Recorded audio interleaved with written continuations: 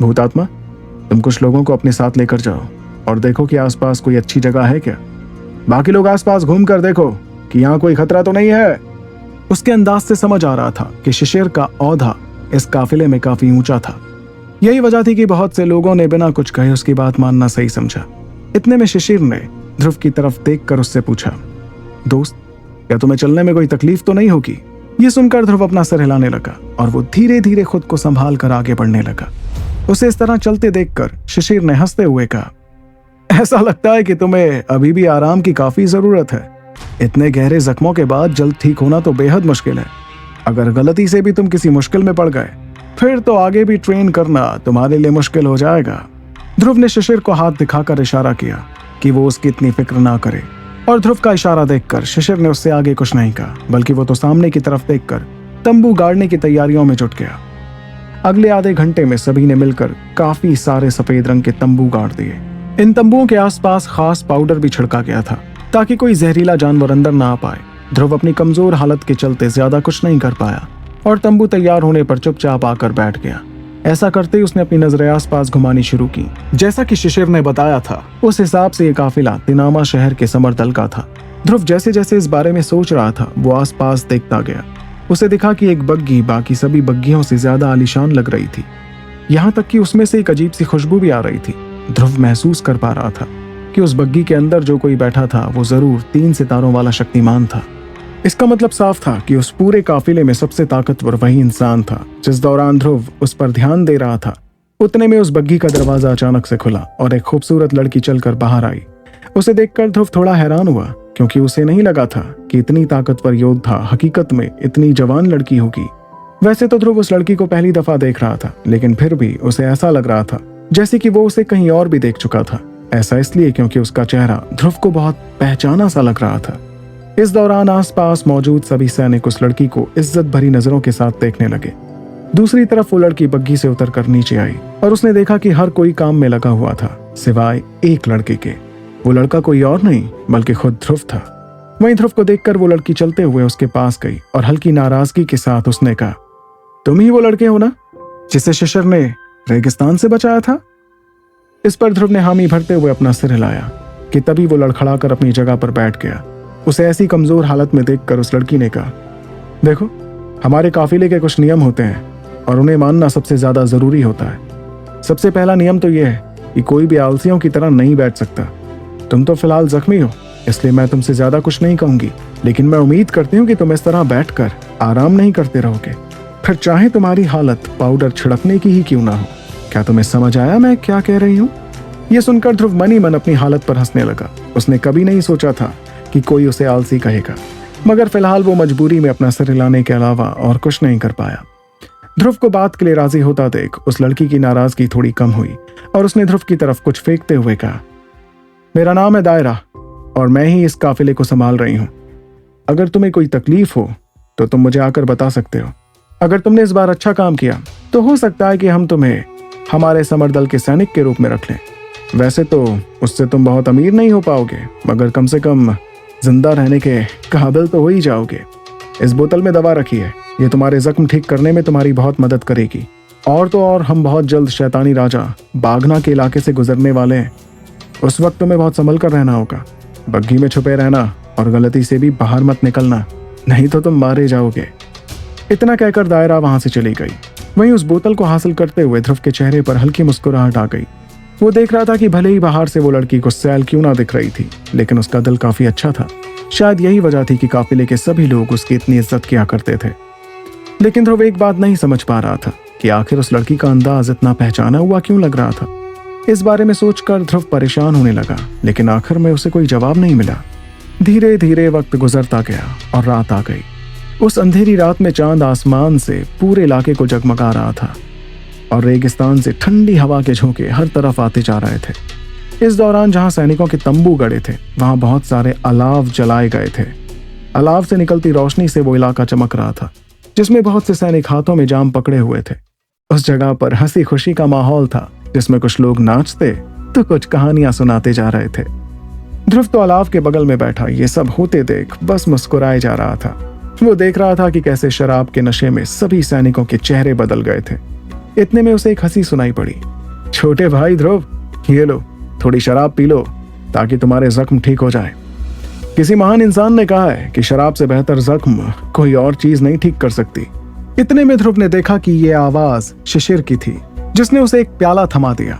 शिशिर से शराब की बदबू आ रही थी, जिसे महसूस कर ध्रुव ने मुस्कुराते हुए कहा, शुक्रिया शिशिर भाई। इतना कहकर ध्रुव ने उस प्याले को गौर से देखा और वो 2 घूंट में पूरा प्याला खाली करने लगा। शराब शरीर के अंदर जाते ही ध्रुव का चेहरा लाल दिखने लगा। वहीं ध्रुव को इतनी जल्दी एक प्याला खत्म करते देख आसपास मौजूद सैनिक हंसने लगे। क्या बात है छोटे भाई, तुमने तो कमाल ही कर दिया, मानना पड़ेगा। लड़के की उम्र में मर्द तो बनी गए हो तुम। वहीं सभी की बातें सुनकर ध्रुव मुस्कुराने लगा। वो कुछ कहने ही वाला था कि तभी अचानक पास के एक तंबू से एक खूबसूरत लड़की बाहर आई। वो लड़की थी दायरा, जिसने सभी मर्दों का ध्यान अपनी ओर खींच लिया था। इस वक्त दायरा नहा कर आई थी, इसलिए उसके गीले बालों से हल्की हल्की बूंदें टपक रही थी। उसने बाहर आते ही एक नजर मदहोश सैनिकों की तरफ देखा, जिसके बाद वो ध्रुव और बाकियों के पास आकर बैठ गई। इस दौरान शिशिर और बाकी लोगों की आवाज ही नहीं निकल रही थी और उन्होंने अपनी बातों को शराब के साथ ही निगल लिया। इतने में ध्रुव ने गौर से दायरा की तरफ देखा, जिसके खूबसूरत बालों पर चांदनी चमकती हुई दिख रही थी। वहीं उसे इस तरह दायरा को निहारते देख शिशिर ने मजाक करते हुए ध्रुव से धीमी आवाज में कहा, क्या हुआ छोटे भाई ध्रुव, क्या तुम्हें भी राजकुमारी दायरा की अदा ने फिदा कर दिया? और शिशिर की बात सुनते ही ध्रुव एक पल के लिए हैरान रह गया। उसके बाद उसने तुरंत हंसते हुए अपनी नजर दायरा से अलग की। ध्रुव को ऐसा करते देख शिशिर ने ध्रुव की पीठ थपथपाते हुए कहा, अरे भाई, शर्माने की कोई बात नहीं है। आखिर ऐसा कौन सा जवान लड़का है जो राजकुमारी दायरा के हुस्न का कायल नहीं हुआ। मगर ये बात तो है कि कोई भी उनसे कुछ कहने की हिम्मत नहीं कर पाता और दिल की बात दिल में ही रखा रहता है। आखिर इतनी कम उम्र में शक्तिमान रैंक हासिल करना कोई मामूली काबिलियत तो नहीं है। इस पूरे दल में सिर्फ दायरा की बड़ी बहन ही है जो सबसे ज्यादा काबिल है। हम तो सैनिक ठहरे, हम कहाँ महलों में रहने वालों के सपने देखेंगे, लेकिन तुम मेरे दोस्त शायद कुछ कर सको। तो क्या होने वाला है ध्रुव के मध्य इलाके के इस आगे के सफर में, और क्या होगा जब ध्रुव पहुंचेगा शैतानी राजा बाघना के सामने, जानने के लिए सुनते रहिए सुपर योद्धा दी वन एंड ओनली आरजे रिवंश के साथ, सिर्फ पॉकेट एफएम पर। ध्रुव ने शिशिर की बात समझते हुए अपना सिर हिलाया। वैसे तो उसे कोई अंदाजा नहीं था कि समर दल कितना ताकतवर दल था, लेकिन वो इतना तो समझ ही गया था कि दायरा का रुतबा उस दल में काफी ऊंचा था। इतने में शिशिर ने धीमी आवाज में ध्रुव से कहा, लेकिन सिर्फ ताकत नहीं, हमारी राजकुमारी दायरा एक बहुत अच्छी इंसान भी है। वैसे तो वो बहुत कठोर लगती हैं, लेकिन वो हम सैनिकों का बहुत ख्याल रखती हैं। अगर हम सैनिकों में से कोई भी बुरी तरह जख्मी हो जाए तो वो दल को मजबूर करते हुए उस सैनिक के परिवार को मुआवजा दिलाकर रहती हैं। आमतौर पर जब कोई सैनिक किसी काम का नहीं रहता है तो उसे सैनिकों की टुकड़ी से अलग कर दिया जाता है। यहाँ तक कि ज्यादातर दल तो ऐसा करते हैं कि कोई राज बाहर आने के डर से ऐसे सैनिकों को मार ही डालते हैं, लेकिन हमारे दल में ऐसा कुछ नहीं होता। ये सुनकर ध्रुव काफी हैरान हुआ, क्योंकि उसने नहीं सोचा था कि दायरा दल की इतनी अच्छी होगी। इतने में दायरा ने उठकर तंबुओं की तरफ देखा और थोड़ी दूरी पर बैठे शिशिर से कहा, जो लोग इस इलाके की निगरानी रख रहे हैं उन्हें शराब नहीं मिलनी चाहिए, बाकियों को भी थोड़ा कम पीने को कहो। कल हम शैतानी राजा बाघना के इलाके से होकर गुजरने वाले हैं, इसलिए हमें थोड़ा ज्यादा ध्यान रखना चाहिए। इतना कहकर वो वहां नहीं रुकी और धीरे धीरे चलते हुए अपने तंबू के अंदर चली गई। जब दायरा अपने तंबू के अंदर चली गई तो बाहर का माहौल पहले जैसा जश्न से भरा नहीं रहा। कुछ लोग तो मनी मन हालात को कोस रहे थे। वैसे तो ध्रुव उनसे काफी दूर बैठा था, इसलिए वो उनकी बातों को अच्छी तरह सुन नहीं पाया, लेकिन वो इतना जरूर समझ गया था कि वो बातें शैतानी राजा को लेकर ही हो रही थी। वहीं ध्रुव के बगल में बैठा शिशिर भी उस नाम के जिक्र से परेशान हो गया और उसने अपने शराब के प्याले को एक घूंट में खाली कर दिया। ऐसा करते ही वो प्याला बगल में फेंक कर खड़ा हुआ और उसने भारी आवाज में कहा, मैं तो उस कमबख्त शैतानी राजा के बारे में भूल ही गया था। चलो तो फिर ठीक है, अब पीना बंद करते हैं। निगरानी पर खड़े सैनिकों को दुगना कर दो ताकि कुछ भी गड़बड़ ना हो। शिशिर की बात सुनते ही बाकी सभी सैनिक भी अपने अपने प्याले फेंकने लगे और सभी ने उस इलाके की सुरक्षा काफी ज्यादा बढ़ा दी। उस जगह पर आए इस अचानक से बदलाव को देखकर ध्रुव भी थोड़ा परेशान दिखने लगा। फिर उसने अपनी जगह से खड़े होते हुए शिशिर से पूछा, शिशिर भाई, आखिर ये शैतानी राजा बाघना है कौन सी भला? शिशिर ध्रुव की बात सुनकर मुस्कुराने लगा। उसके बाद उसने जवाब देते हुए कहा, देखो ध्रुव, हम एक इलाके से कल गुजरने वाले हैं जिसका नाम है नागसेना छावनी। वो जगह शैतानी राजा बागना का इलाका है। भले ही वो अभी अभी शक्ति सम्राट बना है, लेकिन बहुत से ऐसे 9 सितारों वाले शक्ति सम्राट भी हैं जो उससे पंगा नहीं लेना चाहते हैं। ऐसा इसलिए क्योंकि वो हकीकत में एक तिलस्मी सांप है जो सांपों का राजा कहलाता है। इसलिए वो सभी रैंक 4 और उसके नीचे के जहरीले सांपों को काबू कर सकता है। वो बहुत सालों से उस जगह को अपना घर बनाए हुए है। अगर कोई उस इलाके से गुजरना चाहे तो उसे बहुत बड़ी रकम चुकानी पड़ती है, और जो कोई भी ऐसी रकम चुकाने से मना कर दे वो नागसेना छावनी से जिंदा बचकर नहीं लौट पाता। और शिशिर की बात सुनते ही अचानक से ध्रुव के चेहरे पर हैरानी नजर आने लगी। शक्ति सम्राट रैंक का तिलस्मी सांप, और उसमें इतनी समझ है कि वो एक इलाके का गुंडा बनकर बैठा हुआ है। इस पर शिशिर ने ध्रुव की बात का जवाब दिया। देखो ध्रुव, रैंक 6 के तिलस्मी जानवर काफी समझदार होते हैं, और तो और इस कमबख्त बाघना ने एक ऐसी खास गोली, काया पलट गोली भी खा रखी है। इसलिए वो जब चाहे अपने सांप के रूप को बदल सकता है। ऐसे में उसकी समझ बाकी रैंक 6 के तिलस्मी जानवरों से ज्यादा हो जाती है। लेकिन शिशिर की बात सुनते ही ध्रुव दंग रह गया। क्या काया पलट गोली? इस गोली को खाकर कोई तिलस्मी जानवर अपना रूप बदल सकता है? लेकिन मुझे तो लगता था कि ऐसा सिर्फ बॉडी ट्रांसफॉर्मेशन की गोली के साथ ही किया जा सकता है, और वो एक रैंक 7 की गोली है। वहीं ध्रुव की हैरानी को देखकर शिशिर ने उसे समझाते हुए कहा, देखो, दरअसल काया पलट गोली एक रैंक 6 की गोली है। उसका असर बहुत हद तक बॉडी ट्रांसफॉर्मेशन की गोली जैसा ही होता है, लेकिन हकीकत में उसका असर बॉडी ट्रांसफॉर्मेशन की गोली से कम होता है, क्योंकि उस गोली को खाकर कोई पूरी तरह अपना शरीर नहीं बदल सकता, सिर्फ आधा ही बदल सकता है। फिर भी इस काया पलट गोली के पीछे तिलस्मी जानवरों के कई दल पागल हो रखे हैं। ये सुनकर ध्रुव आंख भरने लगा और साथ ही दायरा की फिक्र की वजह समझने लगा। वो जानता था काफिले में सबसे ताकतवर दायरा ही थी। इसके बावजूद वो महज एक शक्तिमान थी, इसलिए शैतानी राजा के सामने वो बहुत ज्यादा कमजोर पड़ जाती। इतने में शिशिर ने आंख भरते हुए ध्रुव की पीठ थपथपाई और अपने तंबू की तरफ मुड़ने से पहले कहा, उम्मीद करते हैं कि कल वो लालची जानवर हमसे बहुत बड़ी रकम न मांगे। वैसे ध्रुव, अब तुम्हें जाकर आराम करना चाहिए। मुझे बाकियों से कहकर सुरक्षा मजबूत करनी है और कल की तैयारी भी करनी है। इस दौरान ध्रुव देखता गया कि कैसे उस इलाके में एक अजीब सी शांति फैल गई थी। इस शांति को महसूस कर वो अपना सिर हिलाने के अलावा और कुछ नहीं कर पाया और चुपचाप अपने तंबू में चला गया। मगर तंबू में घुसते ही ध्रुव सोया नहीं, बल्कि उसने धीरे से दवा की एक बोतल बाहर निकाली। उसने इस बोतल में रखी दवा का इस्तेमाल लावा की दुनिया में किया था। फिर ध्रुव ने उस दवा को अपने पूरे शरीर में लगा लिया, जिससे उसे महसूस होता कराहने वाला दर्द भी काफी कम हो गया। इतना ही नहीं, बल्कि ध्रुव को महसूस होने लगा कि आग मूल शक्ति उसके शरीर के अंदर जाने लगी थी। इस एहसास के साथ ध्रुव ने एक गहरी सांस लेते हुए कहा, बस कुछ दिन और उसके बाद मेरे जख्म थोड़े ठीक हो जाएंगे, तब मेरे शरीर में थोड़ी शक्तियां भर जाएंगी। अब बस इन 2 दिनों में कोई अनहोनी ना हो। इतना कहकर ध्रुव पालती मारकर बैठ गया और आंखें बंद करके अपनी ट्रेनिंग करने लगा। अगले दिन जब ध्रुव ने अपनी आंखें खोली तो उसे आसपास थोड़ा शोर सुनाई पड़ने लगा।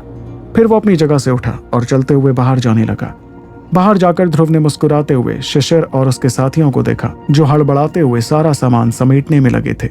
उसके बाद ध्रुव ने भी उनकी थोड़ी मदद की, और क्योंकि शिशिर और उसके साथी अच्छी तरह जानते थे कि दायरा को काम ना करने वाले लोगों से सख्त नफरत थी, इसलिए उन लोगों ने भी ध्रुव की मदद के लिए मना नहीं किया। ध्रुव ने तंबू समेटकर बग्गी में रखा ही था कि उसे अपने पास एक भीनी सी खुशबू महसूस हुई। उस खुशबू को महसूस कर ध्रुव पीछे मुड़ा और उसने देखा कि दायरा उससे कुछ कहना चाह रही थी। आज तुम बग्गी के अंदर ही बैठे रहना, चाहे कुछ क्यों ना हो जाए, बाहर मत निकलना। दायरा ने ध्रुव को कुछ कहने का मौका भी नहीं दिया और वो पलटकर सीधे अपनी आलीशान बग्गी में जाकर बैठ गई। ऐसा करते ही उसने चिल्लाते हुए आदेश दिया, सफर दोबारा शुरू करते हैं। ध्रुव भी धीरे से अपनी बग्गी में बैठ गया और उसने दायरा और बाकियों की तरफ देखते हुए कहा, ये लोग काफी अच्छे लोग हैं, मैं इंतजार करके देखता हूँ। अगर कोई हादसा होने को हुआ तो मैं चुपके से इनकी मदद कर दूंगा। उसके बाद वो काफिला आगे बढ़ने लगा और उसमें शामिल सैनिक हर तरफ देखते हुए चल रहे थे। फिलहाल उनकी आंखों में फिक्र थी और वो अपने हथियार कसकर पकड़े हुए थे। ये जगह मध्य इलाके के उत्तरी हिस्से के पास थी, इसलिए बीच बीच में कुछ लोग भी दिखाई दे रहे थे। इस दौरान ध्रुव उस बग्गी में बैठा सड़क के झटके झेलता जा रहा था। वो बीच बीच में सैनिकों की तरफ देखता और महसूस करता कि आज वो सभी काफी चौकन्ना दिख रहे थे। उन्हें ऐसी हालत में देखकर ध्रुव ने खुद से कहा, लगता है कि इस शैतानी राजा बाघना का खौफ कुछ ज्यादा ही है। वो इन जांबाज सैनिकों के दिल में अपना खौफ भरने में कामयाब हो गया है। उसके बाद ध्रुव आंखें बंद कर एक बार फिर ट्रेनिंग करने लगा। उस सड़क के झटके अगले 2 घंटों तक उसे महसूस होते रहे, जिसके बाद अचानक से वो बग्घी रुक गई। इस तरह बग्घी के अचानक रुकने से ध्रुव ने अपनी आंखें खोली और नजरें घुमाते हुए थोड़ी दूरी पर एक पहाड़ी इलाका देखा। उस पहाड़ी इलाके के बीच में एक रास्ता बना था जो दिखने में किसी घाटी की तरह दिख रहा था। इतना ही नहीं, बग्घियां रुकने पर ध्रुव को महसूस होने लगा कि सैनिकों के दिल की धड़कनें काफी बढ़ गई थीं। इससे वो समझ गया कि वो काफिला जरूर नागसेना छावनी पहुंच गया था। इस दौरान बग्घी के बाहर से शिशिर की तेज आवाज गूंजने लगी। सभी बहुत संभल कर रहना, हम लोग अब नागसेना छावनी में घुसने वाले हैं। भूतात्मा, तुम कुछ लोगों को लेकर आगे बढ़ो और सांपों को दूर रखने वाला पाउडर छिड़कना शुरू करो। वो सांप जो कुछ देखते हैं वो भागना भी देख सकता है, इसलिए अगर वो परेशान ना हो तो हम आसानी से ये जगह पार कर सकते हैं। और अगर हम गलती से भी पकड़े गए तो भी बिना सोचे समझे हमला मत करना। जो भी इस नियम को नहीं मानेगा उसे कड़ी सजा दी जाएगी। और शिशिर की बात मानते हुए सभी लोग धीरे धीरे आगे बढ़ने लगे। इतने में ध्रुव को भी शिशिर की आवाज सुनाई दी। छोटे भाई ध्रुव, अगर गलती से भी हमारे साथ कुछ होता है तो मैं तुम्हारी थोड़ी मदद चाहूंगा। तुम बस राजकुमारी दायरा को लेकर भाग जाना। इस पर ध्रुव ने जवाब दिया, फिक्र मत कीजिए शिशिर भाई, कुछ नहीं होगा। वो भागना तो सिर्फ मोटी रकम चाहता है ना, तो अगर आप उसे वो रकम दे देंगे तो कोई मुश्किल नहीं होगी, है ना? ये सुनकर शिशिर ने एक नजर दायरा की बग्घी की तरफ देखा और आंख भरते हुए ध्रुव से कहा, देखो ध्रुव, अगर दायरा यहाँ नहीं होती तो शायद हम मोटी रकम चुकाकर आगे बढ़ जाते, लेकिन वो शैतान सांप न सिर्फ पैसों का भूखा है बल्कि उसे खूबसूरत लड़कियों की भी तलब है। इसलिए अगर कुछ भी होता है तो, क्योंकि अभी भी हम तिनामा शहर से काफी दूर हैं, इसलिए हमारे समर दल को भी यहाँ तक पहुंचने में बहुत मुश्किल होगी। उसकी बात सुनकर ध्रुव को भी अब समझ आने लगा, सभी सैनिकों को सबसे ज्यादा फिक्र दायरा की ही थी, इसलिए सभी इस तरह चौकन्ने हो रखे थे। तभी ध्रुव ने शिशिर की फिक्र समझते हुए कहा, शिशिर भाई, आप बिल्कुल फिक्र मत कीजिए, किसी को कुछ नहीं होगा, मैं किसी को कुछ नहीं होने दूंगा। ध्रुव की बातें सुनकर शिशिर ने मजबूरी में आंख भरी। वो समझ रहा था कि भले ही ध्रुव उनकी मदद करना चाहता था, लेकिन वो फिलहाल बहुत ज्यादा जख्मी था। ऐसे में यह भी हो सकता था कि शायद ध्रुव खुद को ना बचा पाए, फिर बाकियों को बचाना तो बहुत दूर की बात थी। उसके बाद सभी लोग आगे बढ़ते गए और आसपास के इलाके को गौर से देखते गए। वो काफिला नागसेना छावनी में पहुंचने से पहले पूरी तरह कपड़ों से ढक दिया गया था। इससे साफ हो गया कि वो लोग चोरी छुपे उस इलाके में घुसना चाहते थे। इस तनाव से भरे माहौल में काफिले को किस्मत से कुछ नहीं मिला। तकरीबन 10 मिनट तक चलते रहने के बाद वो लोग उस जगह के बीच में आ गए। वहां से उन्हें उस घाटी का अंत दिखाई दे रहा था, जिसे देखकर सभी चैन की सांस लेने लगे। इस दौरान ध्रुव ने अपनी आंखें खोली और वो एक अजीब सी मजबूरी महसूस करने लगा।